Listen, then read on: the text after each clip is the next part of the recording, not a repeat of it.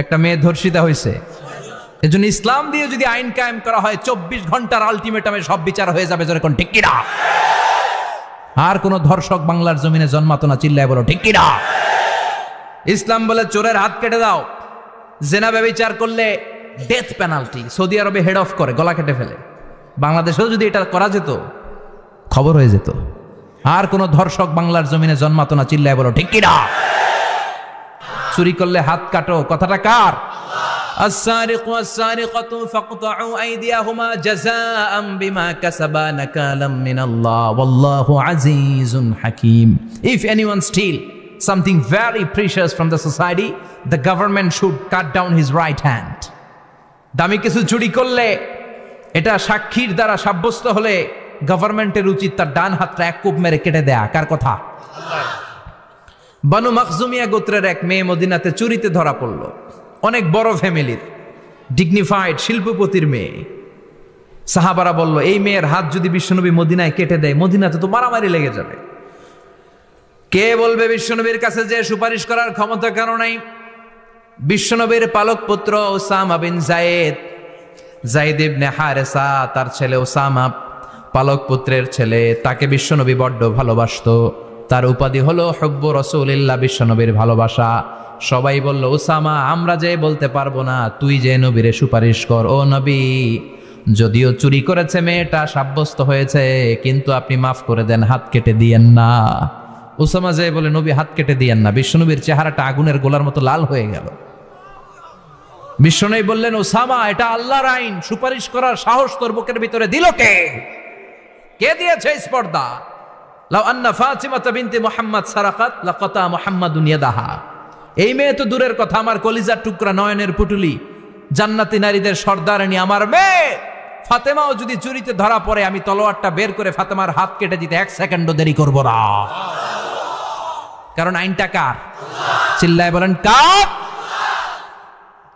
এজন্য বাংলাদেশের চুরি চামারি আছে না নাই? হাজার হাজার কোটি টাকা উধাও হয়ে যায়, আছে না নাই? যারা এই চুরি করবে হাত কেটে দেয়া হবে। বাইতুল মুকাররমের স্কয়ারের সামনে হাত কেটে দেয়া হবে।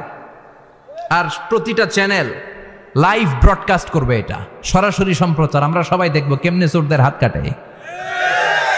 এই নিয়ম যদি করে দেয়, দেশে আর চোর খুঁজে পাওয়া যাবে? কথা কন। তবে এই চোর লাউ চোর, ডাইল চোর, মুরগি চোর না, যারা হাজার কোটি টাকা মেরে দেয়। এক সিগনেচারে দেশের 10,000 কোটি টাকা নাই, চিল্লায় বলো ঠিক কিনা? এই চোরদের বিচার যদি করা যেত, তাহলে এই দেশে আর দুর্নীতি থাকতো না। দুর্নীতি দমন কমিশনের দরকার হতো না। মন্ত্রীদের রাতের ঘুম হারাম হতো না। এটা মদিনার সমাজ হয়ে যেত, শান্তির বাংলাদেশ হয়ে যেত, ঠিক কিনা? এজন্য আল্লাহ বললেন, গোলাম এই জমিনের ভেতরে চুরি করলে হাত কেটে দিবা, জিনা ব্যভিচার করলে ডেথ পেনাল্টি, ক্যাপিটাল পানিশমেন্ট, মৃত্যুদণ্ড, সর্বোচ্চ শাস্তি, ঠিক কিনা? একটা মেয়ে ধর্ষিতা হয়েছে, তার বিচার হয়েছে না? প্রক্রিয়াধীন হচ্ছে, সবাই অ্যারেস্ট হয়েছে, হচ্ছে। এজন্য ইসলাম দিয়ে যদি আইন কায়েম করা হয়, 24 ঘন্টার আলটিমেটামে সব বিচার হয়ে যাবে, যেরকম ঠিক কিনা? ইসলাম বলে চোরের হাত কেটে দাও, জেনা ব্যভিচার করলে ডেথ পেনাল্টি। সৌদি আরবে হেড অফ করে, গলা কেটে ফেলে। বাংলাদেশেও যদি এটা করা যেত, খবর হয়ে যেত। আর কোন ধর্ষক বাংলার জমিনে জন্মাতো না, চিল্লায় বলো ঠিক কিনা? আল্লাহ বলেন, আমি মানুষকে খলিফা বানিয়েছি আমার এই হুকুম আহকামগুলো বাস্তবায়নের জন্য। সব সৃষ্টিকুলের মধ্য থেকে মানুষকে আমি বানিয়েছি আশরাফুল মাখলুকাত। আবার মানুষকে বানিয়েছি আমি আমার খলিফা। আবার মানুষের চেহারাটা আমি আল্লাহ সব চাইতে সুন্দর করে তৈরি করেছি। সুবহানাল্লাহ। লাকাদ খালাকনাল ইনসানা ফি আহসানি তাকওয়িম। আমি মানুষের চেহারাটা সব চাইতে চমৎকার অবয়ব দিয়ে তৈরি করেছি রে গোলাম। সুবহানাল্লাহ। পৃথিবীতে যত প্রাণী আছে, সব সৃষ্টির মধ্য থেকে আমাদের সৃষ্টিটা সুন্দর না? আপনি হিউম্যান অ্যানাটমি নিয়ে যদি গবেষণা করেন, কেমনে আল্লাহ আমাদের এখানে হার্ট দিলেন, লাঞ্চ দিলেন, হ্যাঁ, তারপরে 206টা হাড্ডি দিলেন। হাড্ডিগুলো আবার ব্যান্ড করা যায়, দেখছেন? বাঁকা করা যায় না? এটা বাঁকা করা যায়। বাঁকা না করলে আপনি খাইতে পারতেন? ক্রিকেট যারা খেলো, পেস বল করতে পারতা? স্পিন বল, হ্যাঁ, অফ স্পিন, লেগ স্পিন, কয় হুজুরও জানে কেমনে রে, তোর থেকে শিখছি বেটা। তো এই যে ছেলেপেলারা এরকম অফ স্পিন করে, লেগ স্পিন করে, এগুলো হচ্ছে আল্লাহর দেয়া কারিশমা। হাত ঘুরানো যায়। আল্লাহ যদি এটাকে এরকম ব্যান্ড করার সুযোগ না দিতেন, করতে পারতাম? আবার এইখানেও বাঁকা করার সুযোগ আছে না নাই? এইখানেও আছে না নাই? আবার এইখানেও আছে না নাই? কত কাজ। বাজার করে যখন বাজারের ব্যাগ যখন নিয়ে আসেন, কোথায় ধরে রাখেন? আঙ্গুলে ধরে রাখতে হয়। ক্যারাম যখন খেলো, কি দিয়ে টোকা মারো? সুবহানাল্লাহ কয় না পোলাপান? আহা, কত খেলার সিস্টেম আল্লাহ দিলেন। আবার ক্রিকেটের মধ্যে 2 আঙ্গুল তুললে কি? ওই যে সব মুখস্থ। আবার 1 আঙ্গুল তুললে কি? দেখছেন ঘটনা? আউট। কত কাজ এই আঙ্গুল দিয়ে। এই আঙ্গুলগুলোর বাঁকা করার, বেন্ড করার ক্ষমতা আমাদেরকে দিয়েছে কে? আল্লাহ। এজন্য আল্লাহ বললেন, লাকাদ খালাকনাল ইনসানা ফি আহসানি তাকওয়িম।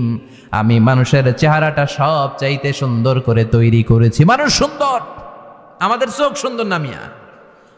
আমাদের চোখও যদি সুন্দর হতো তাইলে আমরা বুঝতাম মানুষগুলো কত সুন্দর। আমরা মনে করি ধলা হইলেই সুন্দর। কয় ধলা ধলা এটা সুন্দর, ডাকাইত, এগুলো ডাকাত। একটা মানুষের চেহারা স্কিন যদি কালো হয়, এর মধ্যে একটা সৌন্দর্য আছে না নাই?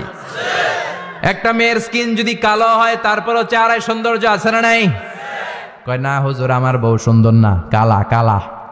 আছে না নাই? তুই ডাকাইত। তুই কি? একজন মানুষের চেহারা যেরকমই হয়, আপনি খেয়াল করে দেখবেন, তারপরও তার অবয়বের মধ্যে একটা এক্সট্রা অর্ডিনারিটি আছে। কারোর সাথে কারোটা মিলে না। সুবহানাল্লাহ পড়েন। এজন্য প্রতিদিন স্ত্রীরে বলবেন, স্ত্রী তুমি সুন্দরী, তুমি অনন্যা, তোমার চাইতে সুন্দরী গোটা বিশ্বে কেউ নাই। কইবেন না? মুরব্বীরা কয় না, কইতাম না, আগে কইয়া ফেলাইছি। এগুলো বলবেন। এগুলো বললে স্বামী স্ত্রীর মধ্যে ভালোবাসা বাড়াই দিবে কে? আল্লাহ।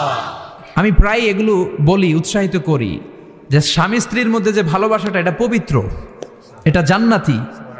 এই ভালোবাসা জান্নাতে শুরু হয়েছিল সাইয়েদনা আদম আর হাওয়ার মধ্য দিয়ে। চিল্লা এখন ঠিক কিনা? স্বামী স্ত্রী দুইজনে একের হাতের সাথে আরেকজনের হাত মিলালে হাতের সগীরা গুনাহ মাফ করে কে? আল্লাহ। স্ত্রীর চেহারার দিকে নজর করে তাকালে চোখের গুনাহ মাফ করে দেয় কে? আল্লাহ।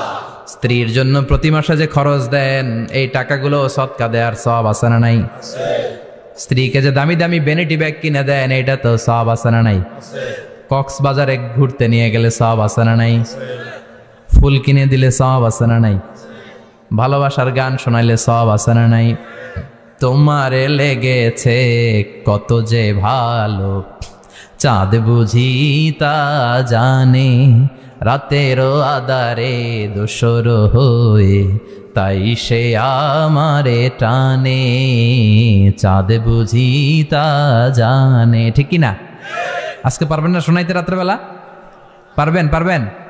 পোলাপাইন রাখায় পারবো তো? কত বেটা বিয়েই হয় নাই, বিয়ার পরে শোনাইস। তো এই ভালোবাসার গানগুলো শোনালে নিজেদের মধ্যে একটা ইন্টিমেসি তৈরি হয়। বিশ্বনবীও এরকম স্ত্রীর সাথে খুনসুটি করতেন, ভালোবাসা করতেন।